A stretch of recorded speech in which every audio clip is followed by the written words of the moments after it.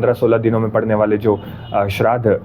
हमारे जो पक्ष पड़ता है, तो क्योंकि पितरों को ये समर्पित है, जो समस्याएं होती है वो चाहे किसी भी प्रकार की हो और उनको आप हर प्रकार से दूर करने की कोशिश करते हो, लेकिन वो समस्याएं ख़त्म नहीं होती जो श्राद्ध की जानकारी नहीं रखते। और श्राद्ध की, क्योंकि हमारे जो सौर कैलेंडर की और चंद्र कैलेंडर की जो तिथियां होती है वो सभी के जो जानकारी में नहीं होती, यानी कि ये ऑलमोस्ट आपकी लगभग 18 से 20-22 तारीख इन तिथियों में, मतलब हर साल ये चेंज होती रहती है। एक होती है हमारी देव पूजा और एक होते हैं हमारे पितर। अब काफ़ी मैंने ऐसे भी नोटिस किया है कि देवताओं को और पितरों को एक साथ रख करके इनकी पूजा की जाती है। ये बिल्कुल भी सही नहीं है। यदि तिथियों का जानकारी ना हो, तिथियों की जो गणना ना की हो, तो उन व्यक्ति का श्राद्ध, उन संबंधित व्यक्ति का जो है श्राद्ध इस सर्वपितरी अमावस्या के दौरान मनाया जाता है।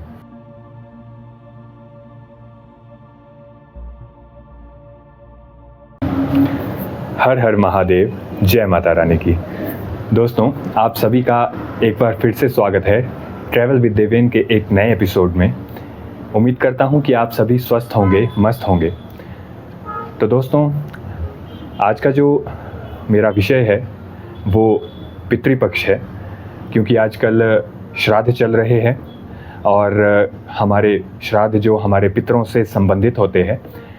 तो आखिरकार श्राद्ध क्यों मनाए जाते हैं और पितृपक्ष क्या होता है, इसके बारे में मैं आपको कुछ थोड़ी सी आज जो है जानकारी दूंगा। क्योंकि हम सभी सनातन धर्म से संबंधित है और सनातन, जिसके कि नाम से ही ये ज्ञात होता है, जिसमें कि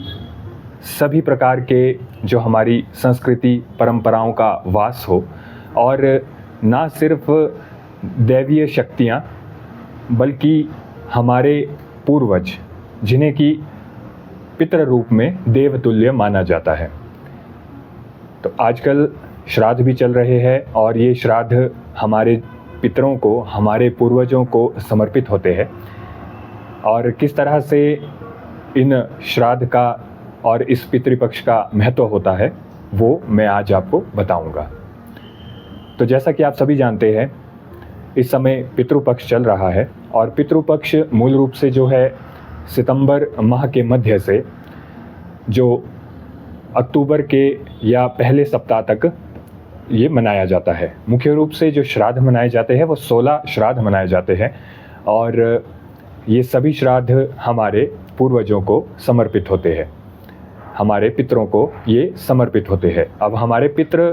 अगर पितृ शब्द से अगर मैं आपको बताऊं, पितृ उन्हें कहा जाता है जो इस समय हमारे साथ मौजूद नहीं है। मृत व्यक्ति, मृत प्राणी मृत्यु के बाद पितृलोक को जाते हैं और पितरों का स्थान ग्रहण करते हैं। क्योंकि हमारा कैलेंडर, जो भारतीय नववर्ष हम मनाते हैं, वो विक्रमी संवत के अनुसार चलता है और इसी विक्रमी संवत के भाद्रपद मास के ख़त्म होने के बाद आश्विन मास का आरंभ होता है और आश्विन मास की जो पूर्णिमा, सबसे पहली पूर्णिमा पड़ती है, उसके 1 या 2 दिन बाद से श्राद्ध की शुरुआत होती है। जैसा कि मैंने आपको पहले भी अपने वीडियोस में बताया है कि जो तिथियों की गणना, जैसे कि आजकल हम ग्रेगोरियन कैलेंडर के अनुसार करते हैं, ये तो क्योंकि अंग्रेज़ी कैलेंडर है और जिसमें कि दिन और तिथियों का निर्धारण भी अंग्रेज़ी गणनाओं के अनुसार ही होता है। लेकिन जिस प्रकार से हम विक्रमी संवत बनाते हैं, तो उसमें जो तिथियां होती है वो सूर्य और चंद्रमा की गतियों पर आधारित होती है। चंद्रमा की कलाएं जो कि मुख्य रूप से 15 होती है और इसी के अनुसार ही हमारा जो तिथियों की भी जो घोषणा होती है, जिसमें कि 1 से लेकर के 15 तक मुख्य रूप से श्राद्ध मनाए जाते हैं। और जो 16वां श्राद्ध होता है, जो कि मुख्य रूप से आश्विन माह की अमावस्या के दौरान मनाया जाता है, और इसमें इस जो श्राद्ध को सर्वपितरी अमावस्या के नाम से जाना जाता है।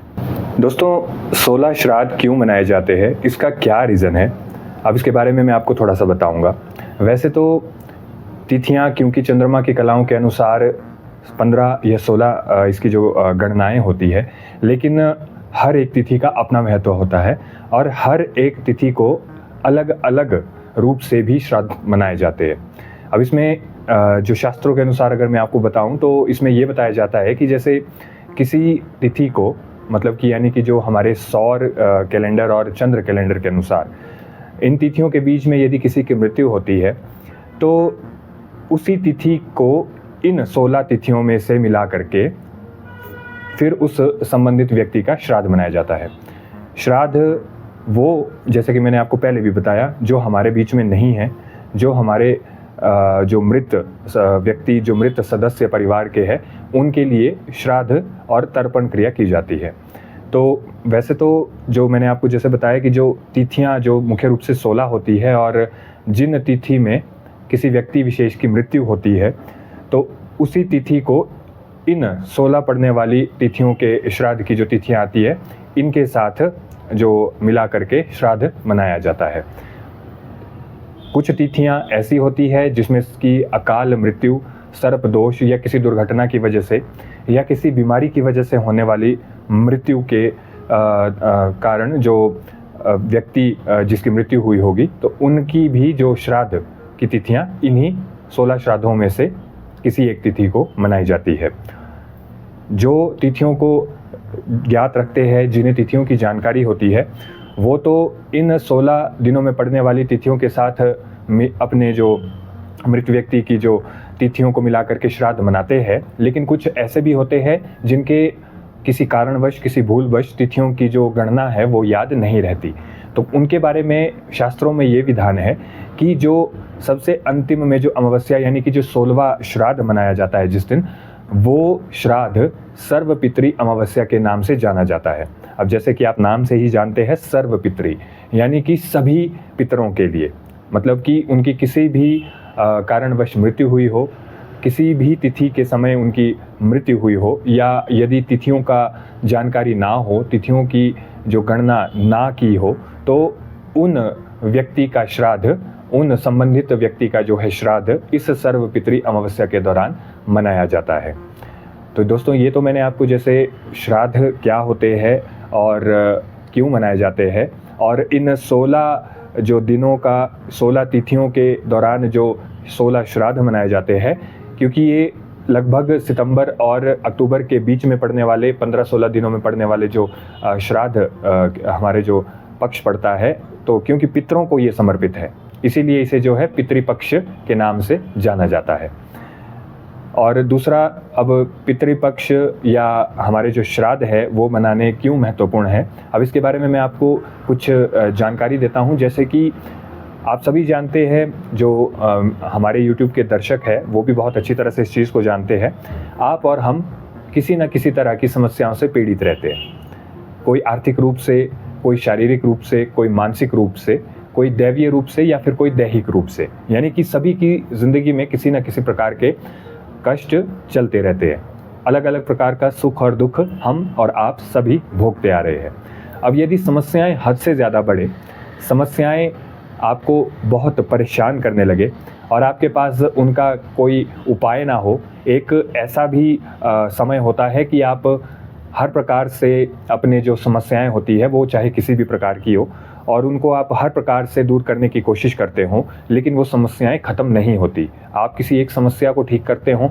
मान लो आपने अपनी शारीरिक जो आपको कष्ट हो, आपको बीमारी हो, आपको किसी प्रकार के जो दुख दर्द शारीरिक रूप से तंग कर रहे हो, आप उनका निवारण करते हैं, लेकिन उसका निवारण करते ही आपको कोई अन्य प्रकार की जो समस्या खड़ी हो जाती है, आर्थिक रूप से,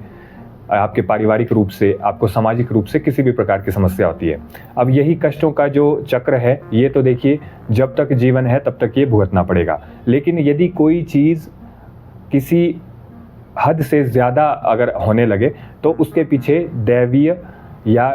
किसी प्रकार का जो अन्य कारण वो ज़रूर होता है। अब जैसे कि आज तक आपने मेरे काफ़ी वीडियोस देखे हैं और आप में से कई ऐसे होंगे जो किसी न किसी प्रकार की जो कष्टों से गुजर रहे होंगे और साथ ही साथ जो है उन कष्टों के निवारण के लिए आप जो है कोशिश भी कर रहे होंगे। तो मैक्सिमम क्या होता है कि सभी दैवीय रूप से या अपने जैसे अपने गृह कुल देवी देवताओं को भूल जाने के कारण भी इन कष्टों को भोगते हैं। लेकिन मैं आपको एक बात बताता हूँ कि ये ज़रूरी नहीं होता कि हर बार क्योंकि हम आधुनिकता की ओर बढ़ रहे हैं, हम आधुनिक माहौल में रहते हैं और अपनी भागदौड़ की ज़िंदगी में हमारे पास इतना भी समय नहीं होता कि हम कुछ समय निकाल करके पूजा पाठ कर सकें। तो उस वजह से क्या होता है कि धीरे धीरे हम अपने इष्टों को, अपने कुल देवी देवताओं को भूलते जाते हैं। कुछ दोष इस प्रकार के भी होते हैं, लेकिन ये ज़रूरी नहीं होता कि हर बार कुल देवी देवताओं को भूलने से ही आपको कष्ट भुगतने पड़े। इसमें एक फैक्टर ये भी काम करता है जो कि मैं आपको बता रहा हूँ, जैसे कि जिसमें कि हमारे पितरों को यदि मृत्यु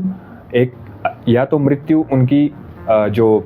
सही ना हुई हो, जैसे कि वो अकाल मृत्यु मरे हों, किसी बीमारी की वजह से मरे हों, और इसमें एक फैक्टर इसमें ये भी काम करता है कि मृत्यु के बाद अंतिम संस्कार करना। अब कुछ अभागे बेचारे इस तरह से भी होते हैं कि किसी एक्सीडेंट में मारे जाने से या कुछ आत्महत्या, आत्मदाह करने की वजह से क्या होता है कि शरीर जो है अंतिम संस्कार की क्रिया के लायक नहीं बचता, या फिर कुछ अभागे ऐसे भी होते हैं कि मृत्यु हो जाती है लेकिन कई समय तक जो है शरीर नहीं मिलता। अब आपको काफ़ी ऐसे अपने आसपास के माहौल में ऐसे केसेस भी देखने को मिलते होंगे जिसमें कि प्राकृतिक आपदाओं में या प्राकृतिक दुर्घटनाओं में पूरा का पूरा गांव जो कि नष्ट हो जाता है, और काफ़ी जैसे नुकसान होने की वजह से ये आपदा में, लैंडस्लाइड में या फिर किसी बाढ़ के जो बहाव में बह जाने के कारण शरीर जो है इंसान का मिलता ही नहीं है। तो उस प्रकार के मामलों में यही जो कहा जाता है कि क्योंकि मृत्यु का जो कारण हो वो यदि सही ना हो तो मृत्यु के बाद होने वाली गति वो भी सही नहीं रहती, जिस वजह से कि जो मृत व्यक्ति होगा, जो मृत शरीर होगा, उसकी आत्मा इसी लोक में भटकती रहती है। तो उन सब के मृत आत्मा का जो मोक्ष के लिए परिवार के द्वारा किए जाने वाली जो क्रिया होती है वो श्राद्ध क्रिया कहलाती है। और क्योंकि वैसे तो अमावस्या के दिन जो होता है वो पितरों के लिए ही होता है, लेकिन मुख्य रूप से जो हमारे सितंबर और अक्टूबर के बीच में पड़ने वाले जो 16 श्राद्ध होते हैं ये उन्हीं पितरों के लिए, उन्हीं पूर्वजों के लिए होते हैं जिन्हें कि हम सम्मान दे सकें, और उनका जो मृत्यु के बाद का जो अगला समय है उनके पुनर्जन्म तक का, बल्कि कई जगह तो इस तरह के भी बातें जो सुनने में आई है कि जो हमारे जो श्राद्ध होते हैं वो ना सिर्फ मृत व्यक्ति की गति के लिए बल्कि उनके पुनर्जन्म तक का रास्ता जो है सही करती है। तो चलिए, ये तो हमारे द्वारा अपने जो, क्योंकि हम सनातनी हैं, मैं आपको पहले भी बता चुका हूँ, और सनातनी संस्कृतियाँ, सनातनी परंपराएं ना सिर्फ जीवन के साथ साथ बल्कि मृत्यु के बाद भी हमारे जो है काम आती है। और इसी तरह से जो श्राद्ध मनाए जाते हैं, जैसे हम अपने देवी देवताओं की पूजा करते हैं और देवी देवताओं से कृपा पाते हैं, उसी प्रकार से हमारे पितरों के लिए की जाने वाली ये पूजा है, पितरों के लिए किए जाने वाले व्रत उपवास है, और पितरों के लिए, उनके कृपा दृष्टि के लिए,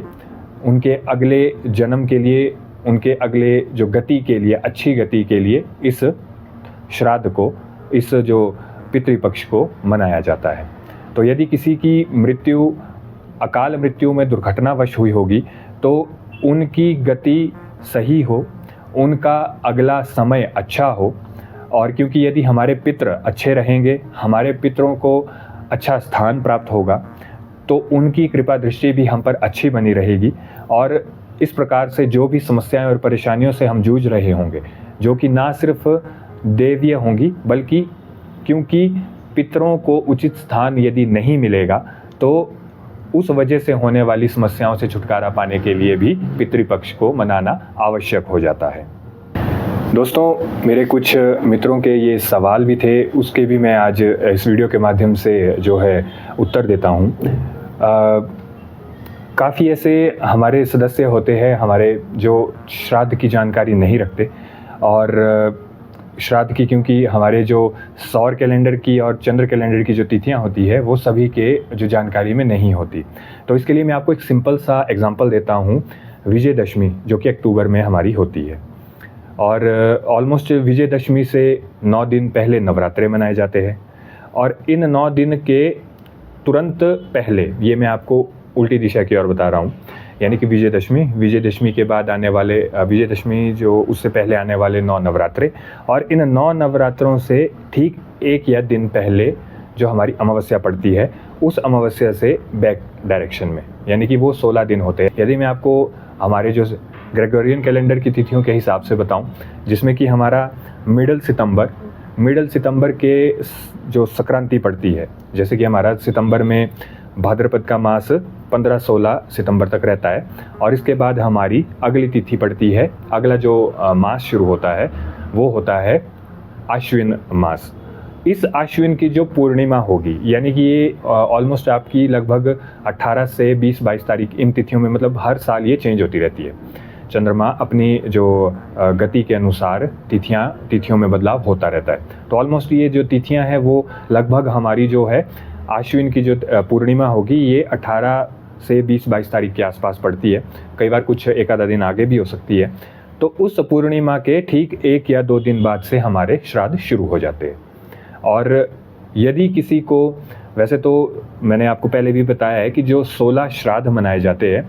ये क्योंकि पितरों को समर्पित है और ख़ास तौर पे इनकी तिथियां भी निर्धारित होती है, इसीलिए इसे जो है पितृपक्ष कहा जाता है। लेकिन हर साल पूरे वर्ष में यदि आप तिथियों की जानकारी रखते होंगे तो आप उस स्पेसिफिक डे पर, उस निश्चित दिन पर, जिस तारीख को आपके जो नज़दीकी पारिवारिक सदस्य होंगे जो किसी कारणवश अभी संसार में नहीं है, तो उनकी जिस तिथि में मृत्यु हुई होगी उस विशेष तिथि में भी उनका श्राद्ध किया जा सकता है। और साथ ही साथ हर माह साल में जो है अमावस्या आती रहती है, तो अमावस्या का जो दिन है वो हमारे पितरों को ही समर्पित होता है। या तो 16 दिनों में मनाए जाने वाले श्राद्ध या किसी भी मास की अमावस्या को हम अपने पितरों की जो है पूजा अर्चना कर सकते हैं और उनके लिए श्राद्ध रख सकते हैं। अब ये तो बात आई आपको, जो मैंने बताया पितृपक्ष क्या है, श्राद्ध क्या है और क्यों मनाए जाते हैं। अब इसमें मैं एक छोटा सा आपको एक और जानकारी देना चाहता हूँ। एक होती है हमारी देव पूजा और एक होते हैं हमारे पितृ। अब काफ़ी मैंने ऐसे भी नोटिस किया है कि देवताओं को और पितरों को एक साथ रख करके इनकी पूजा की जाती है। ये बिल्कुल भी सही नहीं है। पितृ बिल्कुल देव तुल्य होते हैं, लेकिन उनके जो पूजा का या उनके जो पूजा में लगने वाले जो सामग्री का, ये थोड़ी सी डिफरेंट होती है हमारी देव पूजा से। देवताओं के समक्ष किए जाने वाले हवन पाठ और पितरों के समक्ष किए जाने वाले हवन पाठ कुछ हद तक सिमिलर ज़रूर होते हैं, लेकिन कुछ क्रियाएं ऐसी होती है जो कि देव पूजा में नहीं की जा सकती। और इसी तरह से कुछ जो पितृ पूजा में जो हमारे जो परंपराएं या रिचुअल्स निभाए जाते हैं वो देव पूजा में वर्जित होते हैं। इसीलिए देव पूजा गृह कुल देवी देवताओं की पूजा और उनका स्थान अलग होता है, और जो पितरों के लिए जो स्थान होता है वो मुख्य रूप से घर का दक्षिणी कोना होता है, क्योंकि दक्षिण वैसे मुख्य रूप से यम का स्थान माना जाता है। और मृत्यु के बाद आप सभी जानते हैं कि यम ही सभी का लेखा जोखा अपने हाथ में रखते हैं। इसीलिए जो भी तर्पण किया जाता है, तर्पण मीन्स जो भी हमारे पितरों के समक्ष पूजा अर्चना, हवन, जो दूसरे अन्य प्रकार के दान, उनके पितरों के लिए जो भोग लगाए जाते हैं वो दक्षिणाभिमुख होकर किए जाते हैं, यानी कि दक्षिण दिशा की ओर, दक्षिण की ओर मुख करके। तो इस बात का खास ध्यान रखें कि जो हमारी देव पूजा है और जो हमारी पितृ पूजा है, हालांकि ये दोनों ही सात्विक शक्तियां हैं और हमारे लिए देव तुल्य ही है, लेकिन इनके पूजा के जो विधान है वो थोड़े से अलग है। और जो देवताओं की पूजा है और जो पितरों की पूजा है, इन दोनों का मार्ग भी अलग ही है। 16 दिनों का श्राद्ध चल रहा है। अपने पितरों के समक्ष सम्मान के लिए,